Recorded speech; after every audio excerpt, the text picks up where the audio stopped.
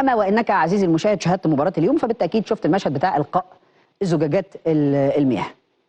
شوف انا وانت متفقين وعارفين كويس قوي انه مثل هكذا تصرفات هي تصرفات لا تعبر عن الوجه الحقيقي لكرة القدم ولا عن جمهور النادي الاهلي، فاكيد انت عارف من قبل ما انا اتكلم انه هرفضها.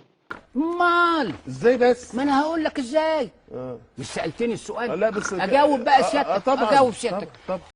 هرفضها وهشوف الغلط غلط، الغلط غلط وما كان يجب ان يصدر. ناس هتقول لك تعالى اقول لك السيناريو، انت مش واخد بالك. هم لما كنا هناك عملوا كذا، لما جم حدفوا علينا ازاز الميه وكان كذا كذا فده كان رد فعل. هم لما كانوا بيقولوا كذا فاحنا عملنا كذا وده رد الفعل. كل الكلام ده انا بشوف ان انت اسمك وحجمك اكبر منه بكتير. تعال اقول لك. قول يا ستموني قول. كبير افريقيا، انت النادي الاهلي. كبير افريقيا مش قليله. عندك اللي مش عند غيرك. وبالتالي هفضل ابص لك بصه مختلفه عن غيرك. لو غيرك يتقبل منه الغلط، انا عندك انت قول لا، مش هينفع، ما يتقبلش منك انت كبير. الناس لما بتغلط خد بالك درجات تقييم الناس لبعضها تختلف. ليه؟ يقول لك والله لا بس اصل هي لما بتطلع من ابراهيم دي كبيره، مش متوقعها من ابراهيم. لا تصدق لما تطلع بقى من ابراهيم اس 2 يقول لك لا ما هو عاديه، عملها كتير قبل كده. ما هو اصلا واخد على كده. فاظن انه مدرسه الاهلي افكار جمهور الاهلي لابد ان تنبذ مثل هكذا تصرفات. دي واحده. في نقطه، شوف انا امين معاك جدا، في نقطه انا مستغرب لها شويه. تقرا في اللائحه يقول لك والله الحاجات اللي ليها علاقه بالالقاء زجاجات المياه اللي ما اعرفش ايه الحاجات اللي شبه كده تتراوح العقوبه بتاعتها ما بين 10 ل 20,000 دولار.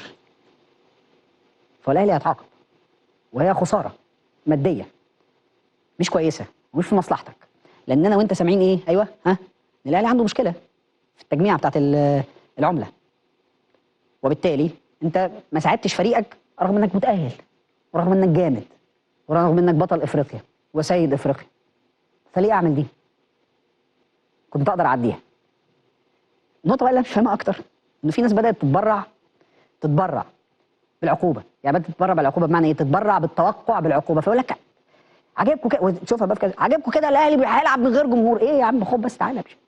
وانت بتسهل للناس اللي اتخاذ القرار هناك لما يشوفوا كل الناس عماله تتكلم كل الاهلي مش هيلعب بدون جمهور. الاهلي الماتشات اللي جايه هيخسر جمهوره بسبب اللي انتوا عملتوه. اللي اتعمل غلط بس هو في اللائحه بيساوي كده. دي غلطه كبيره تتعاقب عليها ماديا. بس انا شايف انه في ناس بدات تسبق وتقول للناس ده الاهلي يلعب بدون جمهور. يعني جبتها منين؟ سبقت ليه؟ رايح في انهي حته؟ طب فلنفترض ان الاهلي هيتوقع عليه عقوبه بهذا الشكل. والله انا اشوف ان انت دورك في ان انت تقول ان اللي حصل من الاهلي ومن جمهور الاهلي غلط افضل لي من ان انت تيسر على الناس وتسهل على الناس العقوبه اللي هتتوقع على النادي الاهلي. يعني انا جاي لك اهو بقول لك بص الاهلي يلعب بدون جمهور. يا جماعه اقسم بالله العلي العظيم اعلامنا اعلام قوي. الاعلام المصري اعلام قوي ومسموع. السوشيال ميديا بتاعتنا بتوصل في كل حته وفي كل مكان. وصناع القرار في الحاجات اللي شبه كده بيشوفوا. فهل الصح ان انا اسيب الناس تبص للائحه فتاخد القرار، ولا انا اقوم سابق لهم خطوتين ثلاثه تعالى اسبقك بقى خطوتين ثلاثه واقول لك اللي هيحصل ايه؟ فاتمنى ان الناس يبقى عندها بس ايه؟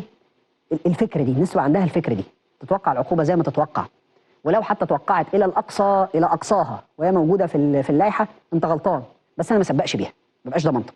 هقول الغلط ده غلط بس انا ما اسبقش بيها، لانه انت هنا برضو كمان بتتكلم في حته مهمه، يعني حته مهمه جدا جدا ليها علاقه بكره القدم المصريه وليها علاقه بالتمثيل المصري للفرق المصريه. بتتكلم المره دي اهلي زمالك مصري بيراميدز، حاجات شبه كده مهمه جدا. بعد الفاصل هستقبل نجومنا الكبار